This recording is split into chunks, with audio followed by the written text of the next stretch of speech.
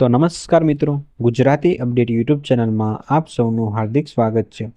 તો મિત્રો, રીબડાના અનિરુદ્ધસિંહ જાડેજાને કોર્ટ દ્વારા આજીવન કેદની સજા ફટકારવામાં આવી હતી, પરંતુ તેમની સજા માફી માટે ગોંડલના રીબડામાં એક મહાસંમેલન યોજાયું હતું। તો મિત્રો, તમને જણાવી દઈએ કે અનિરુદ્ધસિંહ જાડેજા ઉપર ગોંડલના કોંગ્રેસના એમએલએ પોપટભાઈ સોરઠિયાની હત્યાનો આરોપ છે અને આ કેસમાં કોર્ટે તેમને આજીવન કેદની સજા ફટકારી હતી। તો મિત્રો, અત્યારે અનિરુદ્ધસિંહ જાડેજાની સજા માફી માટે રીબડામાં એક મહાસંમેલન થયું હતું, જેમાં ઘણા બધા લોકોએ ત્યાં હાજરી આપી હતી અને અનિરુદ્ધસિંહ જાડેજાને સમર્થન કર્યું હતું।